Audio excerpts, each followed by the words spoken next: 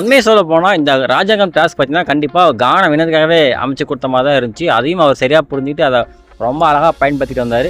ஏன்னா அந்த ராஜாங்கம் டாஸ்க் ஆரம்பிச்சதுலேருந்து ஸ்டார்டிங்லேருந்து அவர் வந்து ராஜாங்கமாக அந்த தலையில் கிரீடியம் சூட்டி உட்கார வச்சதுலேருந்து அதை ஸ்டெப் டவுன் பண்ணி ராஜாங்கத்தை மாற்றி கொடுத்து மறுபடியும் இப்போ வரைக்குமே பார்த்தீங்கன்னா அந்த ராஜாங்கம் கானா ராஜாங்கம் அப்படிங்கிற ராஜாங்கத்தை ரொம்ப ப்ராப்பராக யூஸ் பண்ணிக்கிட்டார் அப்படிங்கிறத ரொம்ப சிறப்பாகவே சொல்லணும். ஏன்னா ஸ்டார்டிங்லேருந்தே இந்த ராஜாங்கம் ஆரம்பிச்சதுலேருந்தே பாட்டு டான்ஸு கானா அப்படின்னு சொல்லிட்டு ரொம்ப ஃபன்னாகவே அந்த ராஜாங்கத்தை வச்சுட்டு இருக்கிறாரு. அவருக்கு கிடைச்ச வாய்ப்பு, இந்த வாய்ப்பு நமக்குடா, இந்த கானா அப்படிங்கிறது நமக்கு கிடைச்ச வாய்ப்பு, இதை நம்ம ப்ராப்பராக யூஸ் பண்ணின்னு சொல்லிட்டு ரொம்ப அழகாக ஒவ்வொரு ப்ரமோலையும் ஒவ்வொரு இதுலேயும் பார்த்தீங்கன்னா கரெக்டாக ப்ராப்பராக ஃபன்னாகவே கொண்டு போயிருக்காரு. அதோட உச்சமாக இப்போ பார்த்தீங்கன்னா எதிரி நாட்டு ராஜா கூடல எக்ஸ் மன்னா முட்டை மன்னா அப்படின்னு சொல்லிட்டு இந்த பாட்டுக்கு பேர் வச்சு அந்த பாட்டை கம்போஸ் பண்ணி அழகாக பாடிட்டு இருக்கிறாரு. கூடவே கமருதீனும் பாடிட்டு இருக்கிறாரு. விக்ரம் கூட நின்றுட்டு இருக்கிறாரு. ஏப்பா நீ சும்மாவே இருக்கிற, ஒரு கண்டென்ட் கொடுக்கவும் மாட்டேற, எதுவும் பேசவும் மாட்டேற, சும்மா கூடயாச்சும் நில்லு, நான் கண்டென்ட் பண்ணிக்க, நீ பேர் வாங்கிக்க அப்படின்னு சொல்லிட்டு கூட விக்ரம் நிற்க வச்ச மாதிரி தான் தெரியுது.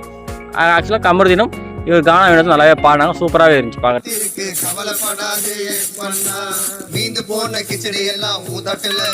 லிரிக்ஸ் எல்லாமே கூட ரொம்ப சூப்பராகவே எழுதியிருந்தார். அவர் வந்து சாப்பாடு செய்ய கலாச்சிருந்தார். தேவாரம் வந்து சாப்பாடு வச்சு கலாச்சிருந்தார்.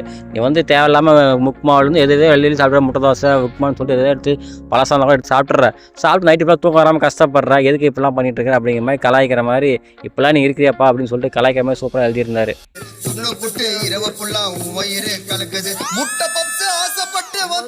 அதுவும் ஃபைனலாக ஒரு 4-5 வரி சூப்பராக எழுதியிருந்தார். திவாகரன் நீ வந்து எதுக்கு இந்த வீட்டுக்கு வந்திருக்க அப்படின்னு பார்த்தீங்கன்னா வெறும் முட்டை சாப்பிட்டு தான் நீ உள்ளே வந்திருக்கிற, முட்டை சாப்பிட்லாம், வேலை டிஃப்ரெண்ட்டாக சாப்பிட்லாம், ரீல்ஸ் பண்ணலாம் அப்படின்னு சொல்லி இதுக்காக வீட்டுக்குள்ளேயே வந்த மாதிரி இருக்கு அப்படின்னு சொல்லி கலாய்ச்சிருப்பார்.